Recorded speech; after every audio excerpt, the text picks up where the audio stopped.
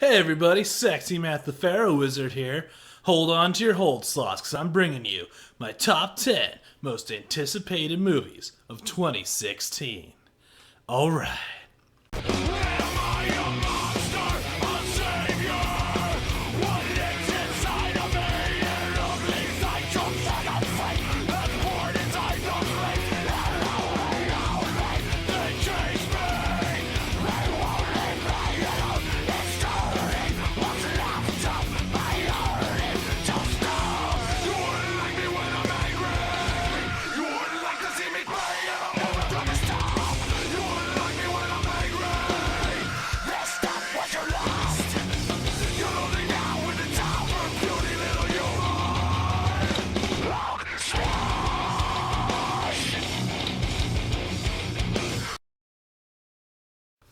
Last year, I kind of just cobbled together a list of movies I was interested in.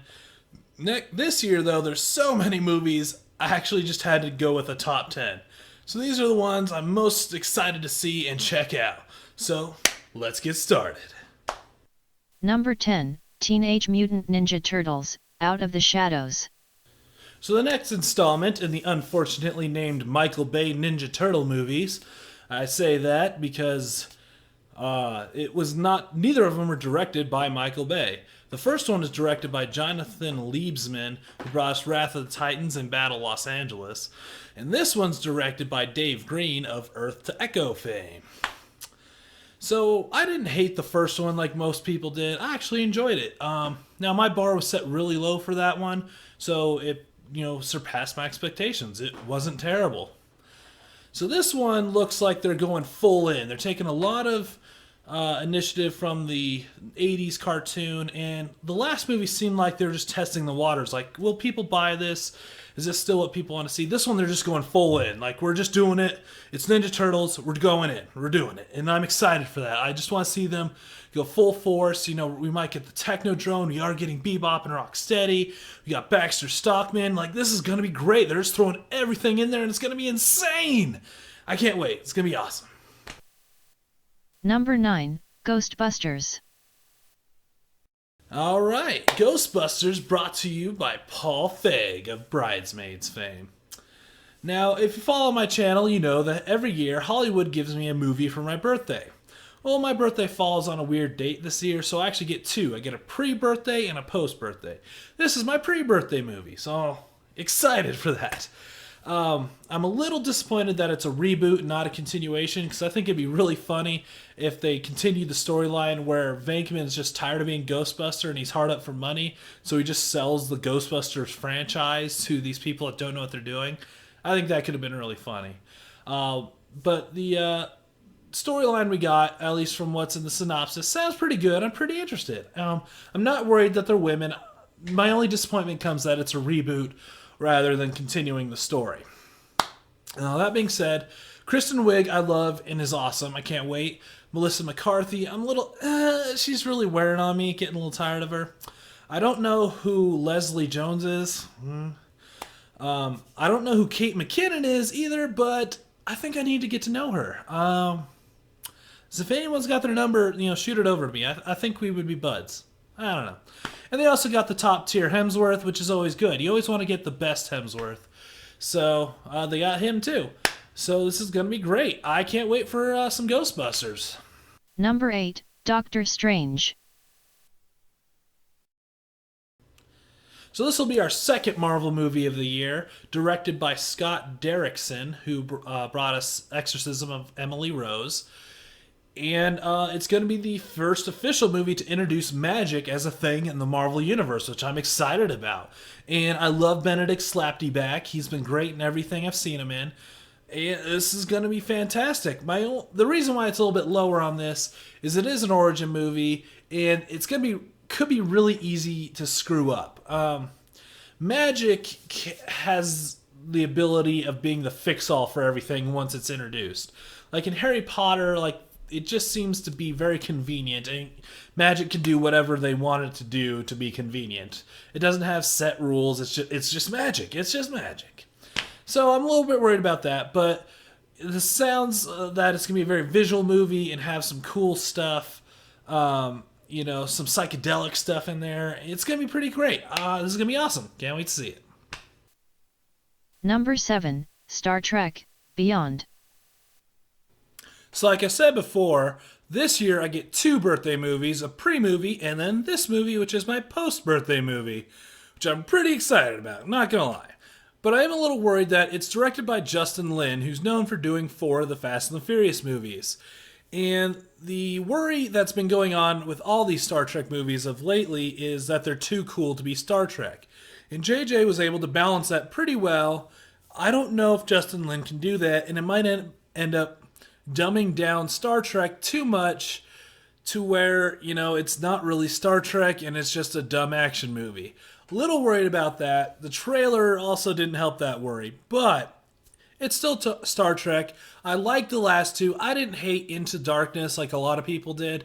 I know it's just a sad retelling of Wrath of Khan, but I still enjoyed it, and again, it had our Doctor Strange Benedict Slapdyback. But, it's a good franchise. I hope it continues, and I like to see someone else do something else with it. Make it a little different, shake it up. So I hope it's all for the best. Number 6, Xmen Apocalypse. Alright, the next entry in X-Men. So this is brought to you by, Bryan Singer, who's known for the first X-Men and X2, as well as Days of Future Past. So he's basically got a really good track record with X-Men movies. So, I've been waiting for Apocalypse for a long time. We're getting Apocalypse. I think this is going to be great. We're getting some really comic accurate costumes. There's a shot of Jubilee in her yellow coat, and you also get, Olivia Munn as Psylocke, who looks great, and it's incredibly comic accurate. The story looks interesting. It seems like it's going to be the end of the McAvoy Fassbender trilogy. So, I'm curious how it's going to end, where we're going to take X-Men from here. It's a lot up in the air, and this movie, should answer some questions and hopefully raise even more questions. I love X-Men, can't wait for another one. Number 5, Batman v Superman, Dawn of Justice. So, of course, I've talked about this movie a lot. It's, Zack Snyder. But this movie's actually been slowly moving down my list the more trailers that come out. It seems like it's definitely going to be a punch each other than their mates movie. And it's becoming less surprising as it goes. I really think they're giving away too much. And someone pointed out that Zack Snyder directs in a very specific way, and that being, it'd be cool, and he kind of does that. He did Watchmen, which is one of my favorite movies of all time, and he was great in 300, but those are very specific, contained movies. When he's let off the rings, like we saw in Sucker Punch, and even in Man of Steel, he has this ability of going, it'd be cool, and just throwing that in. It'd be cool, Wonder Woman. It'd be cool, Doomsday. It'd be cool, it'd be cool. And it just feels like this movie's getting bloated. That being said, Wonder Woman in a movie, awesome. Batman and Superman in a movie, awesome. This is going to be awesome. It's just a shut up and give me your money type of deal. Everyone's going to see this. Although, when I do talk with this movie with normies, there's still a few people like, oh, that's a thing? Batman's fighting Superman? It's only a few months away, and there's still people that don't know it exists, which I find really odd. So, that's a thing. But, it's going to be great. Everyone's going to love it once it's on board. It could end up being a bit of a dud, but, that's the excitement to find out. Let's find out if this is great. Number 4, Rogue One. So we got our next Star Wars installment, directed by Gareth Edwards, who brought us 2014's Godzilla. And this movie's going to take place between episodes 3 and 4 and deal with the people that stole the original Death Star plans. I'm a little worried that it is a prequel, but it doesn't look like they're using any people from the other movies, so it can still be interesting because we don't know who's going to survive or not. And also, it's going to be less Force-based from what I can tell. And a lot of these, Star Wars movies, it's all, everyone knows the Force, and, everyone's got a destiny. This one, it's just your grunts. And those aren't in this universe and we don't get to explore them much. Like, there's some people that are just pilots. They don't know Force. So this is going to be cool, checking that out and seeing that side of this universe. As well as doing some research for this video, I found out Alan Tudyk's in this movie. Sold. Done. Rogue One. It's going to be great. Yeah. Number 3, Captain America, Civil War. Alright, so our first delve into Phase 3 of Marvel movies, directed by the Russo brothers again, who did Civil War, and they're doing the next 2 Avengers movies. They've been building up Civil War for a long time. I may not feel like it, but they really did. There's not a lot of trust between Iron Man and Captain in all these movies. And so, it's going to be cool. It's not going to be like the comic, of course, which I'm totally fine with. It's a different style of Civil War. But it is going to be the best heroes punching each other movie, which I've said a few times, and even made a whole video about how Civil War is going to be better than Dawn of Justice. And so, this is going to be great. I'm excited to see what they're going to do with Bucky. What's going to happen with Captain in the end. And also, it looks like Marvel learned from a lot of questions people had in Phase 2, which is, if this is going on, where's the Hulk? Where's Thor during Iron Man? Where's this? Where's that? So, that being said, they're really mixing in heroes with these movies. And even, you can see it's coming up with what they said with Thor Ragnarok, where we're going to have more crossovers with heroes. And that's great. And this looks great. It's going to be awesome. Can't wait. Number 2, Deadpool. Alright, Deadpool, directed by Tim Miller? Who the fuck is Tim Miller? Okay, apparently he's the creative director on Scott Pilgrim? Who did he blow to get this job? Seriously. But anyways, Deadpool's been a labor of love for everyone involved. You can really tell. It was announced after Wolverine Origins, where we saw Ryan Reynolds as Wade Wilson in that movie. And, it's been in development hell ever since, and not a lot of people thought it would happen. And if it did, it'd be the sad, butchered version, because it'd have to be a rated R comic book movie to give Deadpool justice. And rated R comic movies don't do very well, so studios tend to not really like to do them. But it's made. It looks great. It's going to be our first solo X-Men movie that doesn't involve Wolverine. And that's going to be awesome.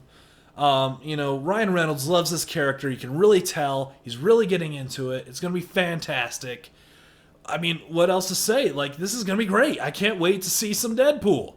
Yeah! Number 1, Suicide Squad. Alright, my most anticipated movie of the year, Suicide Squad, directed by David Ayer, who brought us Fury, which I love Fury. Now, this may not necessarily be the best movie, but I'm the most excited for this one because it's so much different stuff going on. It's an anti-hero movie. It's not about redemption, it's just about these guys being forced to do missions. It's a DC movie that's not Batman or Superman. There's so much new and interesting stuff going on here, and it looks so dark, and there's so much mystery revolving around it.